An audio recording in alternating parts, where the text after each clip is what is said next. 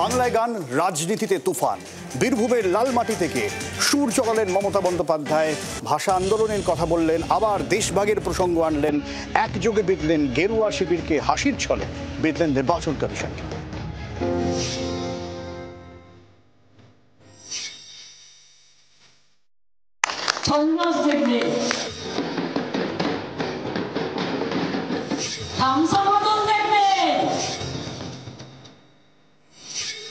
ভিন রাজ্যে বাঙালি হেনস্থা, এসআইআর বিতর্ক, 26-এর আগে তৃণমূলের হাতে এই দুই বড় অস্ত্র। এই আবহেই সোমবার ভাষা আন্দোলনের সূচনা করে বোলপুরের লালমাটিতে রঙিন মিছিলে হাঁটলেন মমতা বন্দ্যোপাধ্যায়। হাতে রবীন্দ্রনাথের ছবি, মিছিলে বর্ণমালার অ আ ক খ। 21শে জুলাই যেখানে শেষ করেছিলেন, সেখান থেকেই এদিন শুরু করলেন তৃণমূল নেত্রী। এসআইআর এর জেরে বিহারের পর বাংলাতেও ভোটারের নাম বাদ গেলে কি হবে? নাম না করে সরাসরি চ্যালেঞ্জ করলেন নির্বাচন কমিশনকে।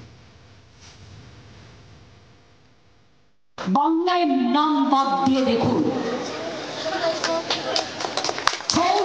ছৌ নৃত্য আছে এখানে, ছৌ নাচ দেখবে, ধামসা মাদল আছে এখানে, ধামসা মাদল দেখবে, ঢোল আছে, ঢোল, কাসর ঘন্টা, শঙ্খ বাজিয়ে দেবো দামামা। আমাদের ভাষাকে নিয়ে তুচ্ছ তাচ্ছিল্য করে, এনআরসির নাম করে ভোটার লিস্ট থেকে বাদ দিয়ে অস্তিত্ব বিপন্ন করে তার ঠিকানা কেড়ে নেওয়ার চক্রান্ত রুখছি, রুখবো, সবাইকে রাস্তায় নামতে হবে এর জন্য। শুধু একজন দেশের মন্ত্রী, তিনি কোঅপারেশন ডিপার্টমেন্টের প্রিন্সিপাল সেক্রেটারি ছিলেন, তাই তিনি এসে ডাবল ইঞ্জিন সরকারের মতামত নিয়ে ভোটার লিস্ট থেকে নাম বাদ দেওয়ার চক্রান্ত করেছে মানুষকে।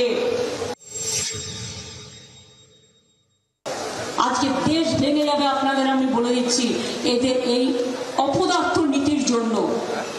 বাংলায় যে এনআরসি করা হবে না, এনআরসি করতে দেওয়া হবে না, সেই হুঁশিয়ারিও দিলেন মমতা বন্দ্যোপাধ্যায়।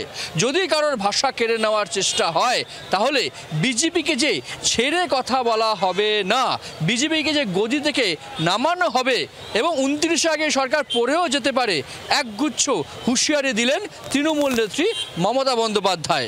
এই গভর্নমেন্ট 29 পর্যন্ত চলবে না, তখন বিজেপির লোকেরা কোথায় যাবেন? তখন ডাবল ইঞ্জিন জায়গাটা দেখে রেখেছেন তো। মুখ্যমন্ত্রী দীর্ঘায়ু হন, মুখ্যমন্ত্রী শতায়ু হন, কিন্তু মুখ্যমন্ত্রী তার জীবদ্দশায় তার যে পরিকল্পনা, সেটাকে বাস্তবায়িত করতে পারবেন না। উনি বিজেপি মুক্ত ভারত করতে পারবেন না। উনি পশ্চিমবঙ্গের ভোটার লিস্টকে তার মতো করে সাজিয়ে আগামী বিধানসভা নির্বাচনে লড়াই করতে পারবেন না। 24-এর লোকসভার ভোটের আগে রাজ্যের শাসক দলের হাতে ছিল বাহারি ইস্যু। 26-এর আগে বাঙালি অস্মিতা নিয়ে বাজিমাত করতে চায় তৃণমূল, মনে করছে রাজনৈতিক মহল। প্রবীর চক্রবর্তী ও প্রসেনজিৎ মালাকার, জি 24 ঘন্টা। বাংলার আওয়াজ, বাঙালির আবেগ, জি 24 ঘন্টা।